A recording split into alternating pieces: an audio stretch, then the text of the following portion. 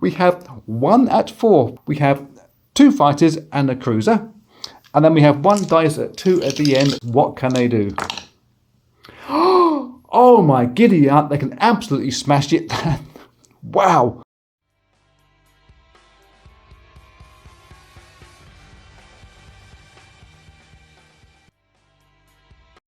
This is Axis and Allies on the Tour List channel. Today we are playing Europe 40 with a house rule, because you know I like a good house rule. This one is called Build Time. It fits onto 1 A4 sheet. The top section here is a bit of pre-ramble. The middle section is what controls the house rule, and this last little part here is the caveats that will occur throughout the gameplay.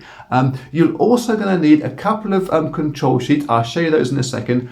I'll get all these printed up into a PDF, get it onto Board Game Geek in the Europe 40 section under the Build Time House Rule 2 or less name. You'll find it in there somewhere. Before we get going, may I mention that I make these videos in aid of a charity called Cure Parkinson's. You can guess what they're trying to do. There's a link to them below this video, one in the About section on the channel page. If you happen to have a spare $1, Euro, yen, yak, or an IPC you can send to them, I'm sure that they would appreciate it. I should also, if I remember, put a link to the BGG filing down there as well, so happy to find it quickly. Now, this house rule, the reason why it came about was, it as the name suggests, it puts some build time into the game. And when I was researching is a bigger word, when I was looking at this idea, I found things like the the USS, you're getting me worms all wrong today. The USS Yorktown, the American carrier. Its keel was laid in December 41. It didn't actually get to see him fully commissioned until 1943.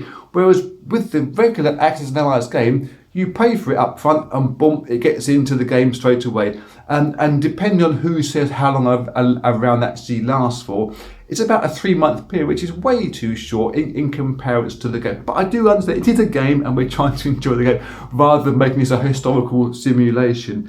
Incidentally, with the USS Yorktown, its battle against the IGN Soho was the first battle in naval history where 2 ships had gone against each other without seeing each other. They're both carriers, the planes did the jobs. Okay, so how does this rule work? Well, basically we've got these 2 control sheets. I shall flip you over to the other side of the camera and show you what they do. So without too much wobbly camera work, this is the Allied control sheet and this is the Axis control sheet. We'll use the Axis one because it's less clutter straight away and it won't get too cluttered, but it's easier to do this right now, and it's good practice, and you'll find out this later on, that when you start moving units across these sheets from left to right, from their various build stages, to move the ones from the right hand side first and move the left hand ones forward, so stuff doesn't run into each other and get themselves all a bit muddled. Now, let's look at Germany in particular. Germany have already had their turn, but we would do some make-believes for clarity for you. Now, Germany bought themselves in the purchase stage, the usual purchase and repair stage, some infantry, some artillery and some tanks. Now, they are the regular type of units that you would buy for Germany, but they have an initial cost here. For these 4 units, anti-aircraft, infantry, transport, submarines, they all cost the regular starting amount because they're just going to get bought and mobilized in that same round as you would normally do. But for other units down from there, mechanized infantry, artillery, tanks, fighters, the 2 types of bombers, destroyers, cruisers, the bases and the minor ICs, they all get a build stage put into here. It slows down the building of those. Battleships, carriers and major ICs have 2 build stages. 2 build stages and an interim build cost. Let's not concentrate on those. That becomes more apparent as you played the simple version. That just comes in for later on. What would happen is, when you've played your round through as Germany, after making your initial purchases, with these at an initial cost rather than the final cost. You get to the mobilization stage, this unit moves forward into mobilization and can go from there onto the board. But these will go into the build stage 1. They don't go to the mobilization stage. They sit there until turn number 2 happens for Germany, and Germany buys some more infantry, artillery, fighters, whatever it is. And when it comes to the end of turn number 2, anything of these first 4 cheap units, the cheap, fast to build units, can move into mobilization, no problem at all. These can move forward into the mobilization stage of that round. But they have to meet the final costs. They've already paid some smaller amounts for it, 1 IPC for mechanized, 1 IPC for artillery. But to complete those units, it costs 3 IPCs. The tank cost 2 as an initial purchase price and 4 to mobilize it. If you can't meet these costs or don't want to meet these costs, want to delay those things, they can go into the delay stroke scrap stage. To delay a unit, it costs you 2 IPCs. To scrap it costs you 1 IPC. One of the things I get written down on my base sheet here is it's an early thought to exploit the reduced initial costs of those units, because it might be a bit sucky if you've got to scrap something that's been in a stage because you can't afford to mobilize it. But it's better to have one, say, battleship primed and ready to go into one of these build stages, and when you need one, rather than having one wanted yesterday and you've got to start off right from scratch again. So this is the reason for it. It makes you think a little bit harder, a little bit more in depth than we would normally do when playing this game. There is another small little thing we got here.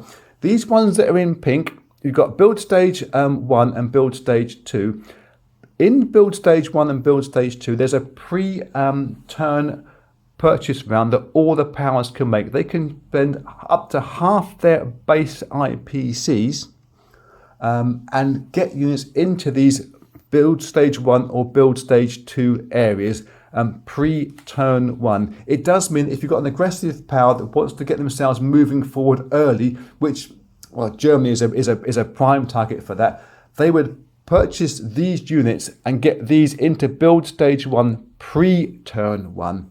Then at the end of turn 1, because they're already in here, these can all get moved forward into their mobilization stage at the end of turn number 1, and units that were already in the purchase stage can get moved forward into the stage 1 or to the mobilization stage, as in the infantry would have done that in the first place. That's why these pre-build stages are in here. It just gives you a little bit of advance if you think you want to get some units, and it does work out quite intuitively, more intuitive than perhaps I'm explaining it. Other small little things that will occur through that is France had bought themselves a couple of strategic bombers.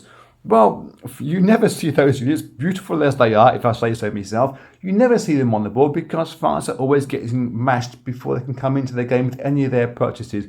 But France bought these two. The advanced cost for strat bombers is 4 IPCs, that's 8 IPCs out of the French economy. When France fell, as it did do in turn 1, and it should do it just about every turn 1, otherwise you've got something seriously going wrong with your game today, they're taken away from the board. They're no longer part of the build.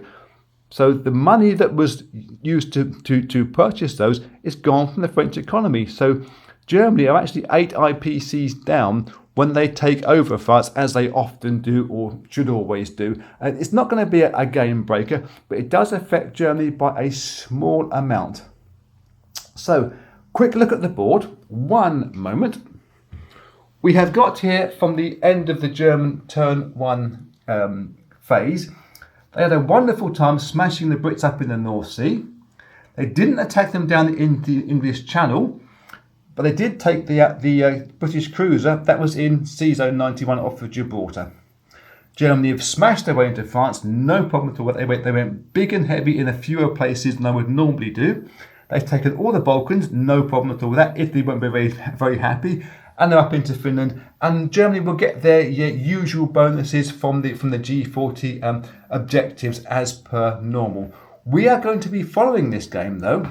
However, with Italy, the reason why I'm choosing Italy for it is because, one second, let me just turn you around.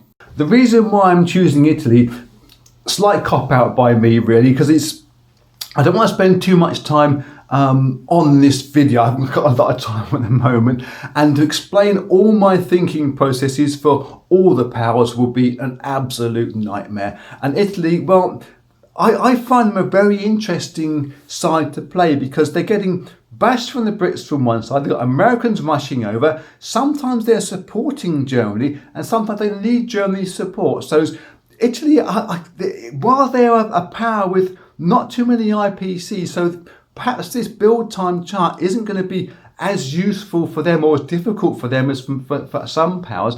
They are an interesting side to play. So we're going to be following this through with Italy. I should bring you some after action reports of other powers if something major particularly is going to happen. But anything with Italy will be done live and we'll see the dice rolls when they are on the receiving end of some of the big bashes. It's going to happen, obviously, turn one when the Brits get into that mid and have a little pop at them. So next time I speak to you, we'll be up with Italy and we'll see how their dice rolls work out.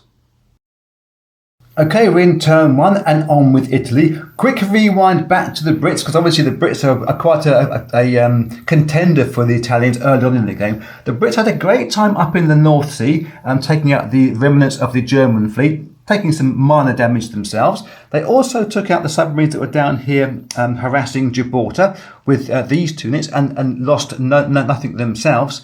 And apart from that, they did a bit of a moving job across from Canada, but in the Med, the Brits have rather taken a backward step. They took out the two Italian, I think it was a transport and a destroyer that was in there, en route to moving half their navy over towards protecting Gibraltar again to perturb that landing point and that naval base, and also move their carrier back out into the Suez Canal, emptying out the Med of most of their fleet.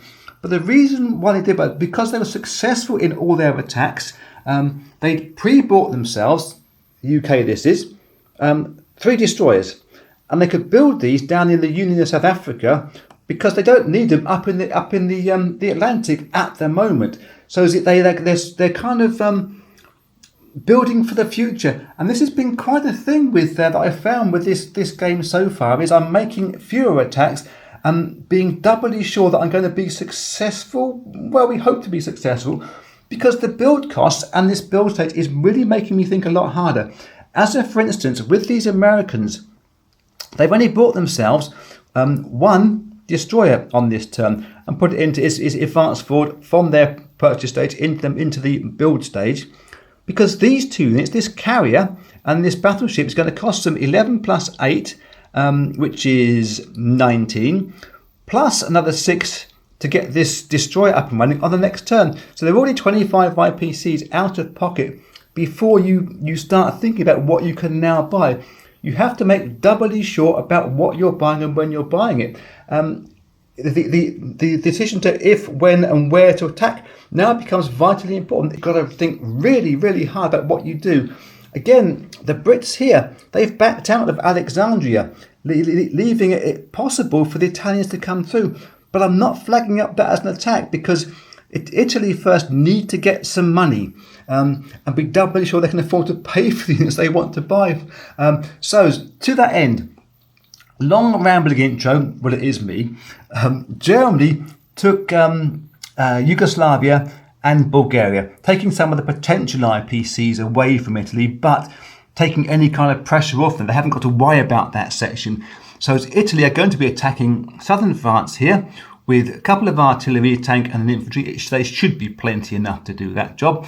And they're going to hit the Greece fairly hard this time out. And that will grab themselves an extra 5 IPCs into their coffers and can get going properly in round number 2, they would hope. So let me get one of these battles up on the board and I will see you over there. Okay, this is the battle for southern France. Italy have got 1 tank, 2 artillery and an infantry. It's 1 at 3 and 3 at 2. Should be an easy job this.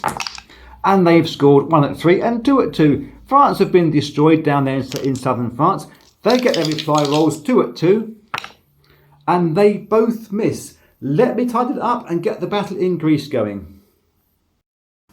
This is the battle for Greece. It's probably a bit of overkill, but nothing seems like a toothless budgie. We have got 1 bomber, a tank, and 4 infantry. 2 have come over from a boat, so they'd be amphibious assaulting, and 2 guys come down from Albania with that tank. First of all, we got a battleship and a cruiser going to bombard these 4 Greek guys played by the Brits there. So a 4 and a 3 for the bombardment. Black dice is the higher register in all my games, and it is just going to be the 1 hit. So one of those Brits gets taken off. 1 second. Let's take that 4 and knock everything flying, and put 1 into the casualty strip, which is doubling up as my dice tray for the lack of space. Then we will have our bomber going in at 4 and the tank going in at 3. Same again, black is the highest register, and they've both missed. And now the infantry, well, we have a couple of the guys running in from the land, from Albania. At 1s, they both miss, and the 2 guys coming off the boats, they both miss as well. So Britain now will get their reply roll with these 4 guys. One of them has already been demised, to try to save the glory of Greece and the Parthenon and all that sort of thing. At 2s, they've scored 1 hit against Italy. So we'll take 1 of these guys from the amphibious assault. That's the most logical thing to do. And we will now take away the cruiser and the destroyer. They do that, not get the second bombardment. I'll put them back into Sea Zone 97 out of shot. And now we can go back on with the bomber and the tank. 4 and a 3. And the 4 has scored a hit. So that's 1 more gone from the Brits into the casualty zone. And they will now have 3 guys. We have the black dice being the single guy, and 2 red dice down here for the Italians running across from Albania. And they've all missed as well because they're useless. 3 Brits are now left to take a roll, one of which won't be in the next round. And they've got another hit, so that's the amphibious guy gone again for Italy. And we've now just got the 2 guys left there. Defending Greece, but we will have a 4 and a 3 from a tank. A 4 from the bomber and a 3 from the tank. Try again. And once again, the bomber's done a sterling job. Tank has been completely useless. That guy there goes into the bin, and 2 guys now running in from Albania. Can you finally hit something, please, at a 1? No, you can't. They're dug in well, these Greeks. 2 at 2 for those. They both missed this time. So last round, surely this is going to end it for them. 1 bomber, 1 tank, 4 and a 3. And the bomber again has done a fine job there. It's now just the 1 Brit guy who tried to defend himself. And he does defend himself. Wow. So that is the end of that battle. 4 guys from Greece have really given the Italians a bit of a spanking that time, you have to say. Let me tidy that back up and I'll see you in a second. Okay, we're done with Italy now, resetting the board into Greece now. A couple of IPCs from there, a couple of IPCs from southern France, and they've had a little walk in down into Kenya. Well, just to annoy the Brits, why not indeed? They're not going to come forward from Ethiopia into Anglo-Egyptian Sudan because they defend at a higher register. Let the Brits come to them if they really must, but already ruining their little bonuses by getting into Kenya this time round. Last thing to do for Italy, it would be to do this mobilisation stuff. In the mobilisation phase, nothing has been queued up from the purchase stage or purchase and repair stage from this round because of this odd economy thing we're now working with. So they've got nothing else coming through apart from these ones that were pre-paid for on that turn 1 issue, where they paid a couple of IPCs for artillery. They now move across into the mobilisation zone. It costs them 3 IPCs now to pay for these, 3 IPCs each, which is 6 IPCs from their coffers into the bank.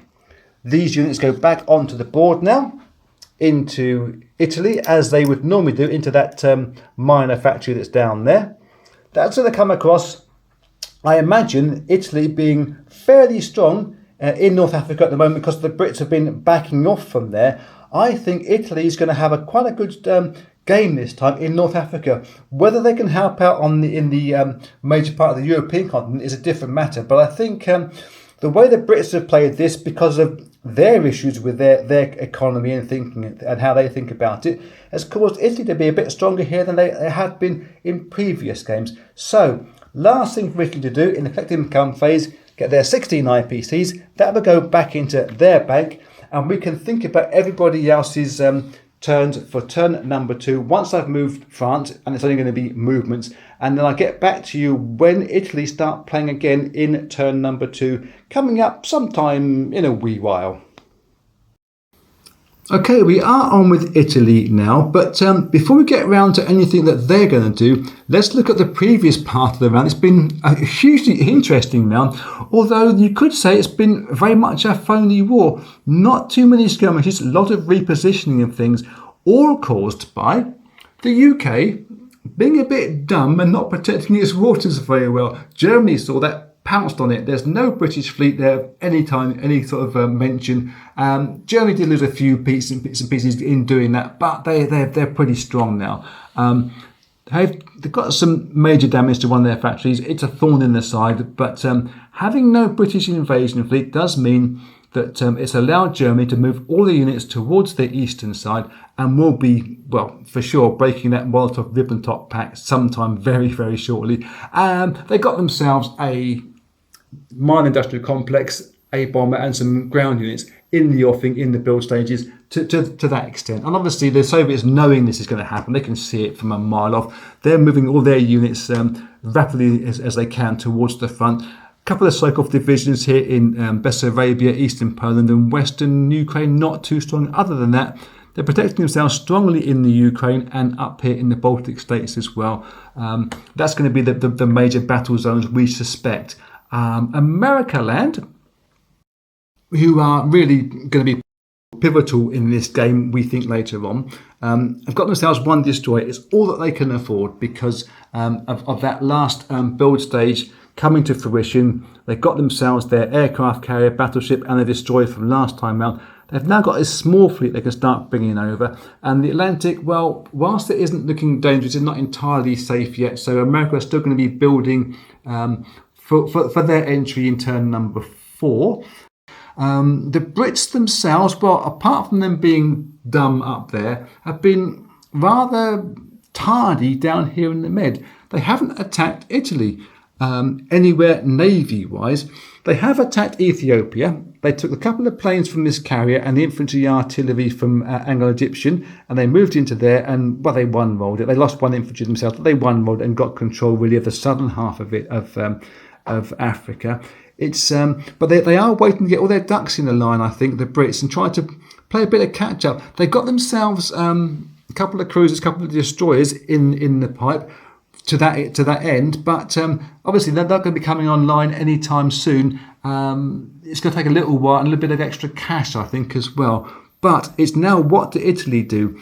Italy could take this air wing and this navy and attack all these guys here. It's British and French mixture up here, which could leave Gibraltar, Morocco vulnerable. It could dissuade the Americans from coming and landing in here and force them to go up to the northern route, the harder attack route in this game. Or they could take their air wing, small as it is, but come down and try and attack this carrier. But the carrier is now defended by, but there's actually 5 destroyers in there. 4 of them are Brits and 1 of them is French. So they're unlikely to do that. I think all that Italy are going to be doing this turn is using their fleet here in 95 and 97 and coming down through 96 and start loading units into North Africa and try to get control of the land areas up here, and obviously forcing America to go northwards with that and trying to boot the French and the British out of Africa entirely. But I don't envisage any actual combats here. If it is, they'll be very minor and not really worth bringing them to you. So the next time I will speak to you will be turn number 3 with probably Italy again. Okay, we are back on with the Italians, sort of, but we're actually on the British turn. Let me just do a quick reprise before we get to all of that. Italy, at the end of the last turn, bought themselves a couple of submarines. They're in Sea Zone 95, waiting to come across and help out this fleet. They also moved all this fleet across from the Italian mainland into this sea zone around Tobruk, dumping a couple of units into there ahead of their push towards Egypt. To protect that fleet, One of the submarines that was part of the existing fleet moved into 98 to protect the sea zone and protect the main fleet that was there. Turned out to be the correct move. They didn't know it at the time. They also moved into Anglo-Egyptian Sudan, and it's been taken back again by the Brits. We'll come to all that later on. But before we get round to this British-Italian battle, let me explain other things that happened in the round. Germany moved forward into Bessarabia and to eastern Poland and into Baltic states. The two southern ones were the Sokolov attacks versus 1 or 2 infantry. That was all it was in there. The attack against the Baltic states, different matter, but Germany's dice were hot. They one-rolled the Baltic states with some just a magic dice roll. And they also got into the sea zone up here into 115, cleared out the 2 Soviet units that were up in the waters there. So it's been a good round for Germany thus far. Made slightly better by the Brits losing their bomber when trying to attack the factory and the anti-aircraft. Yay, job again. The Americans, they have got themselves some transport and some infantry artillery ready to come over and start to help out on mainland Europe. And America bought themselves a couple of bombers and a fighter. That's in the pipe for next turn. This here is the Brit Spy coming through in its various build stages, build stage 1, and the money to pay for that at the end of this round. Because we are still on with the Brits. The reason why we're still on the Brits is because the Brits have made a surprising decision. They came forward to Egyptian Sudan, took out the 1 Italian unit there. That's not a problem. The 1 sub, they had to bring their 4 destroyers through and take out the 1 sub, losing 1 themselves. But these can't take part in this battle, which is what the Brits really would have hoped for, apart from that blocker unit going into place. And I wasn't sure the Brits were actually going to carry on with the attack here because of that blocker. But the Brits have surprised me. They're going to do it. They've pulled the pin themselves now. These 2 units here, TAC and a fighter, can fly through. The fighter from mortar can have a go at these lot, and there's a cruiser and a destroyer in 92 can also come across and get involved in this attack on the Italian fleet. Now, depending on what happens with all of that big attack, there's no more attacks from the Brits in militarily, but it will be what their non-con moves will be, whether this aircraft carrier comes through into the Med or whether it backs away slightly further because it's frightened of this bomber's range. So we'll have to see what happens after this attack to see what the Brits are going to do in terms of where they're going to park their things. But after that, we then decide what the Italians can do, because they might have a big fleet left and might want to go after the Brits themselves. So it all depends on these dice rolls, and the numbers are pretty close. And here are those close numbers. If you count the Brits with a 4, a couple of 3s, 3 and a 2, they get on to 15 hit numbers. That's my way of doing it. They have 4 for the Italians, plus 2 at 3 and 1 at 2. They have 12 hit numbers, but this is a capital ship that can be hit twice. So depending on how you look at it, it's either 15 versus 12 or 15 versus 16. Let's roll it out. I'm looking forward to this battle. We have 1 at 4 for the tactical. We have 2 fighters and a cruiser. And then we have 1 dice at 2 at the end for the Brits. What can they do? Oh my giddy aunt, they can absolutely smash it. Wow. Wow. And they've still got the 1 roll as well for their destroyer. Can we get a 5 out of 5? This would be an amazing roll. No, it misses. But that is bad for the Italians. Yeah, okay, 4 hits. So 1 onto that. 2, 3, 4. Those are all sunk. I did not anticipate that. I did not anticipate the Brits actually going forward with that attack. But they have. That is incredible. Wow. So we have the 4 from the battleship. We have the 2 at 3 from the cruisers for the Italians in reply. What can they do with that? And then they've got the destroyer at the end as well. And they can score 2 big hits against the Brits, plus 1 for the destroyer at the end. The Brits have won this battle, I think. And yet that's a miss as well. So 2 of the Brits, they're going to lose, I think, the destroyer and probably the cruiser. Is that the best way? Let me have a little think about that as to what's going to be left in the Med. If they have the destroyer and the cruiser, there is still the French fleet up here versus just this remnants, really. There's not a lot left there. couple of submarines which could do some damage, but or do we lose the fighter that's on mortar? The fighter is probably an equivalent unit, maybe even slightly cheaper than the cruiser to purchase again, and it's the same build time for it. So I think what we're going to do, we're going to lose a destroyer, and we're going to lose one of these fighters from the Brits. That's got better range, but that's the way we're going to do it. Those three now come off the board. We get to round 2 of the attack. Well, the Brits can just finish this now, can't they? They have 1 at 3 and 1 at 4, the black one being the 4 for the tactical bomber. And they both miss. Can the destroyer do anything and save the day? It can. So the battleship goes down. It's got a roll at 4 to end it, and it hits something. I think we have to say goodbye to our cruiser now. And so that is the end of that battle. Wow, wow, wow. Obviously, the 2 Italian transport ships, they go down as well. There's no defensive role for them in this game. And these 2 planes will go back onto the aircraft carrier. Let me title that up and see you in 1 second. Okay, so we have run our through that to the end of the round. Sorry, I'm talking and looking in a different place. We ran ourselves through to the end of the round, and Britain reset themselves. They didn't bring their carrier forward into 90 as we thought they might do. Instead, they reversed it back out of the way of this Italian bomber's possible range and landed the 2 planes from 96 into Egypt. That's acting as an extra kind of blocker there, because even though the Brits haven't got too many units in there, nor have Italy, they could bring units forward from Tobruk, but they've got to look out for their back door with the French here. The French aren't going anywhere. That's already been decided. So Italy, instead, they bought themselves a couple of cheap submarines again, trying to protect its home waters. It's all that they can do. With the Brits putting their cruisers and destroyers they bought last turn into the Bristol Docks area off of the west coast of the UK, it does mean if the Brits are looking this way for their attack towards mainland Europe, then it's possible that the Italy will get some breathing space in the Med, although quite how much we don't know. But trying to be as strong as they can before they come forward, a reprisal attack against those destroyers there.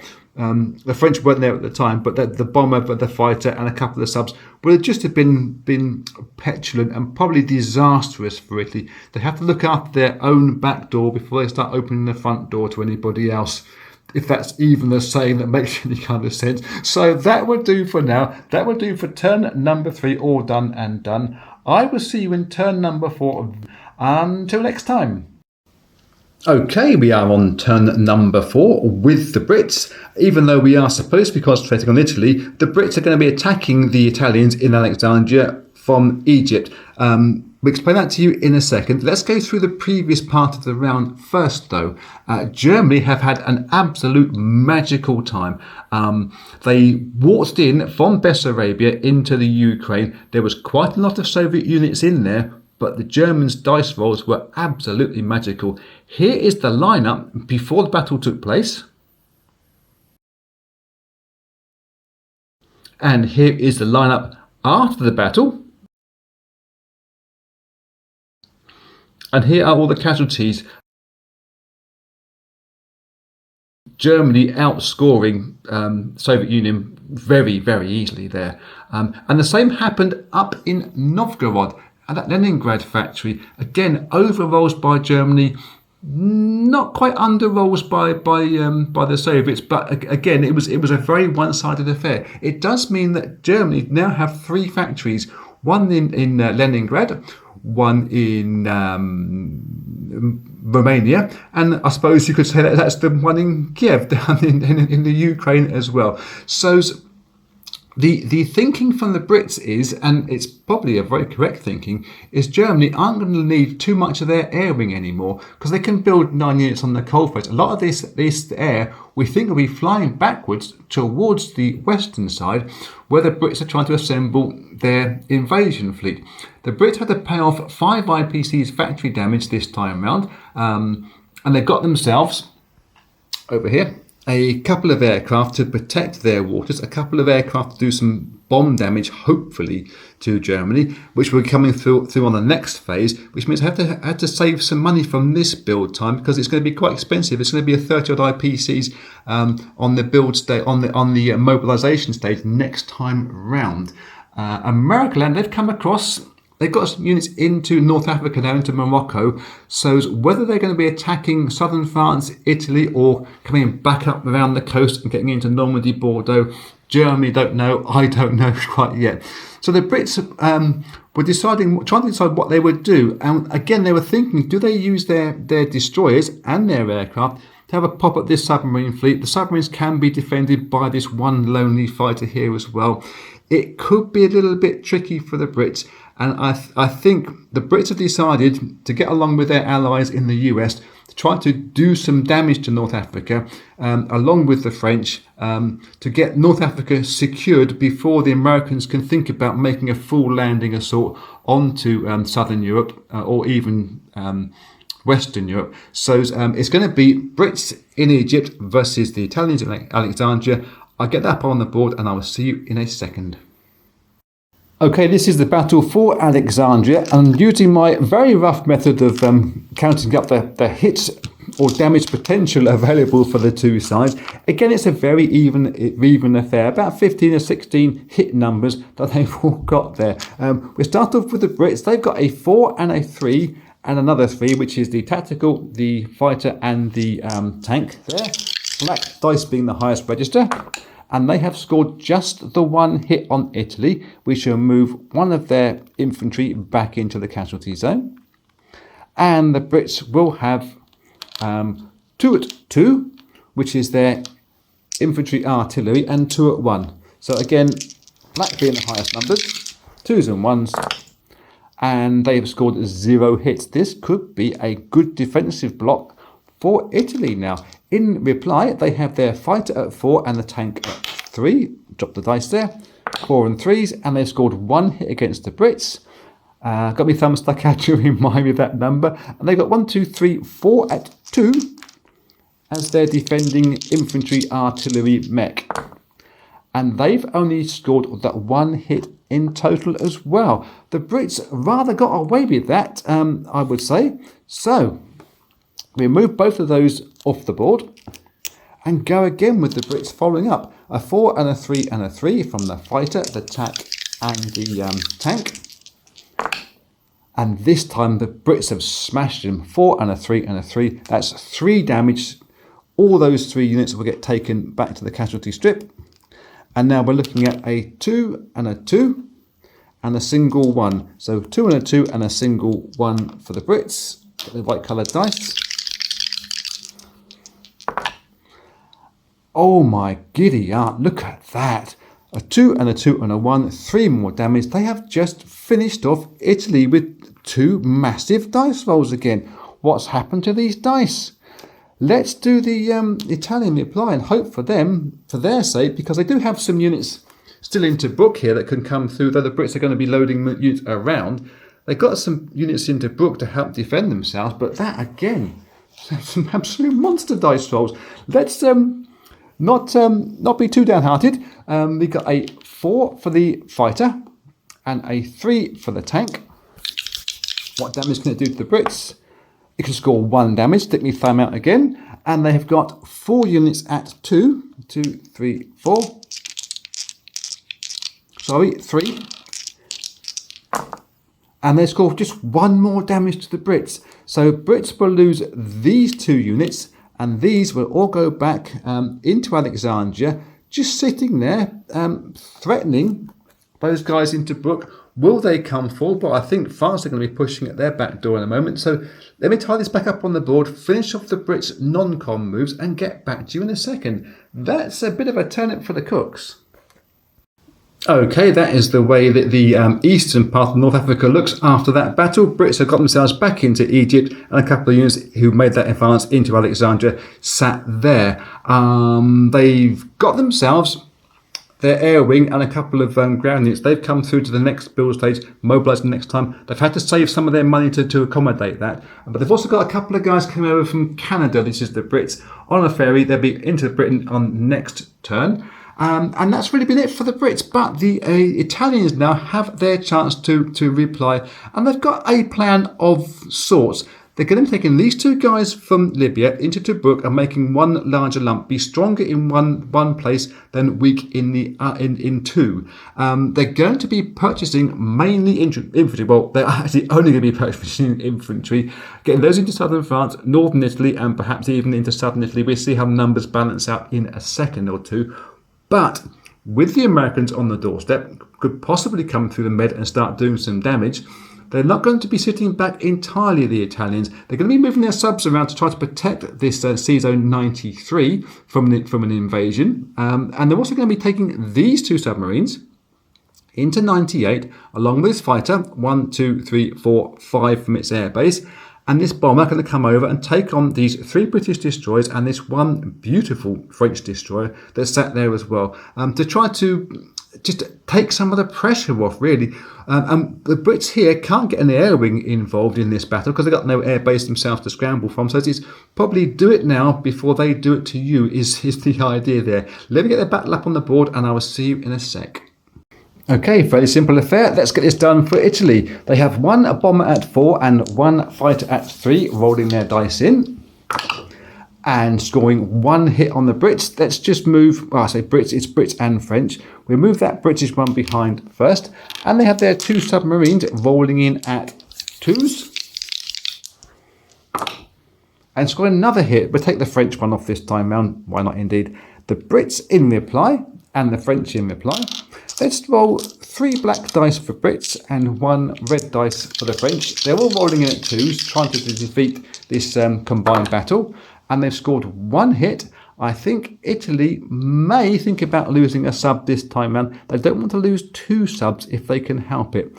We'll take these 2 out of the casualty bin and go again with the continuation of this attack. We have a 4 and a 3. Black dice being the highest register. And they've both missed this time. Can the submarine at a 2 do anything? It can. 1 more Brit goes under. Put him in the casualty box. They have 2 at 2. And they do score another hit. Now, this is interesting. Should they take this fighter out, they haven't got the ability to scramble. They don't want to lose that very expensive bomber. Submarine can be brought next turn, but I haven't got one queued up this time around. But it would be useful protecting the waters. No, I think we're going to lose a submarine. I think we're going to lose that submarine because at least we've got 2 more in there. And if there's no British fleet left in there, then all is well and good, we hope. Let's get the final bit of the battle done now. We say final, it's got to be the last roll. Because Italy will not want to lose any more than 1 air unit. A 4 and a 3. And they've just smashed that destroyer out of the water. It gets its final roll at a 2. Hopefully it's going to miss for the Italian stake. It doesn't. Oh, I think, perhaps controversially, they're going to lose their bomber rather than their fighter. Because at least that fighter can scramble out of that airbase should it be needed. I think that's the right choice. We shall find out sometime shortly. This is how Italy have reset themselves into Tobruk, and they got the French snapping at their heels. Whether France could do a full-on attack or not, I don't know. It depends, I guess, on what Britain does there.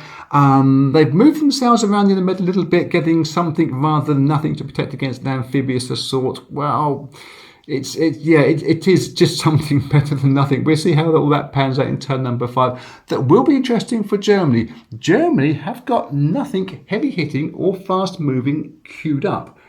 They were concentrating on this battle against the Soviet Union, which they've been very successful at, and obviously got their air power that they can fly back to the western side of Europe. But they were getting a lot of units in their core provinces, trying to protect against any invasion that may be upcoming in turns 5, 6, 7, whatever it's going to be. So I will see you in turn number 5. probably again with the Brits, but it might just be with Italy depending on how belligerent things get. Okay, we have reached the end of turn number 5. Italy are in deep doo-doo, but their counterparts in Germany are much more happy. Everybody's had their go this turn. Let's have a look at Germany first. Well, they've had a right royal time of it. They've maxed out their purchases, getting themselves basically just infantry everywhere, apart from one submarine to future-proof the Scandinavian seas to protect against anything coming through those Danish straits here. But they've bulked up massively on their western borders, and their air wing is now just massing there, spoiling for a fight like a convocation of worthies. And everybody else on the eastern borders, well, they've had a great time of walking through Rostov into the Caucasus, grabbing some IPCs there and the bonus money from there. They've walked into Belarus, they've virtually walked into Western Ukraine, and Bryansk up here. Soviets are in full retreat. All that the Soviets could do was buy themselves infantry and hope to hang on for a few more rounds. But they do have, I think it's about 17 infantry up here in Mother Russia itself. So they're not going to be a pushover on their central states. But obviously Germany outbuying them and outproducing them with the 3 factories they got down here. They're going to be taking Russia sometime in the next couple of rounds, we think. The UK, they've got themselves online now with a couple more fighters, means they can scramble at least 3 fighters should the German wing come over, and we're sure it's going to come over, and start hitting the British fleet there. But there are 3 cruisers and a couple of destroyers, and they've got themselves some bombers there. America have brought some bombers online. America's conveyor belts coming across from the Atlantic, dropping units off into North Africa. That's going to happen sometime soon. The only real conflict here was the French. Hooray! They came out of Zone 92 and hit the Italian sub here in 93 with their fighters while joining in for that little bit of a skirmish. And that's really the end of the action here. Let me just turn you around 1 second. I think the decision to use Italy as our following country hasn't perhaps been the best way of explaining how this build time house rule works visually, but I think using other powers, we've seen how Germany have been maximising it and how the Americans have been using it quite effectively.